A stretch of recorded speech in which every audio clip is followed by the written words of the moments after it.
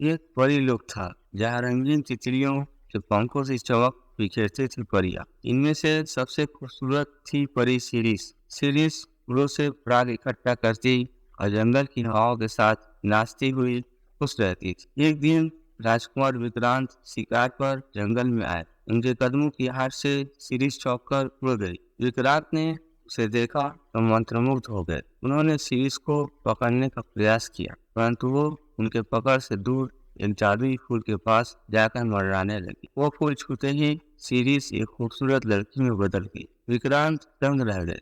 शिरीष ने उन्हें बताया कि वो एक परी है और उस जादुई फूल का स्पर्श उसे इंसानी रूप दे सकता है, लेकिन सूर्यास्त के बाद वापस तितली बन जाएगी। विक्रांत ने उससे मित्रता की और जल्द ही दोनों को एक दूसरे से प्यार हो गया। कुछ दिनों तक वे रोज मिलते। शिरीष विक्रांत को परियों की दुनिया चमत्कार दिखाती और विक्रांत शिरीष को अपने राज्य की कहानियां सुनाते। मगर यह जादू बहुत दिनों तक न चल सका। दुष्ट जादूगर मकौरा, जिसकी नजर शिरीष की खूबसूरती पर थी, वो उनके मिलने का पता चल गया। मकौरा ने शिरीष को फंसाने की योजना बनाई। उसने एक जादुई जाल बुना और सूर्यास्त के समय जब शिरीष फूल छूने वाली थी, उसने उस जाल में फंसा लिया। शिरीष तितली बनने में असफल रही और मकौड़ा उसे अपने अंधेरे महल में ले गया। विक्रांत शिरीष को ढूंढने हुए मकौड़ा के महल तक पहुंच गए। मकौड़ा ने उन्हें चुनौती दी कि अगर वो 3 परीक्षाएं पार कर ले तो ही शिरीष को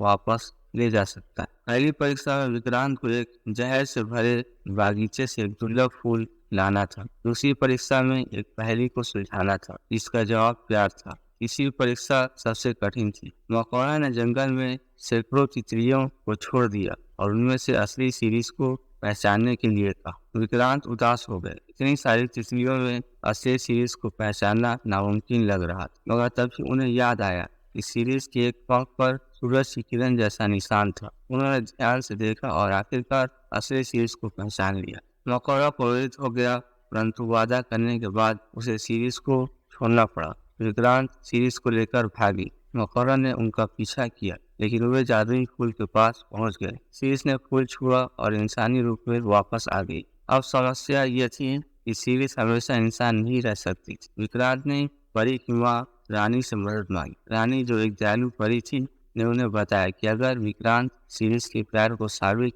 कर दे तो शिरीष हमेशा इंसान रह सकती है। साबित करने के लिए रानी ने एक जादुई दर्पण दिया जो झूठ को सच दिखा सकता था। मकौड़ा को लगा कि अब भी एक मौका है। उसने विक्रांत पर उठा लिया और शिरीष के पास आया। उसने उससे अपने प्यार का इजहार किया। शिरीष ने बिना किसी हिचकिचाहट के कहा, विक्रांत से ज्यादा प्यार करती। मकौड़ा का असली रूप सामने आ गया। शिरीष क्रोधित हो गई और विक्रांत को सब बता दिया। रानी ने जादुई दर्पण शिरीष को सौंप दिया। अब मकौड़ा के पास कोई रास्ता नहीं बचा। शिरीष ने उसका पर्दाफाश किया, पूरे राज्य को उसकी चालों के बारे में बताया।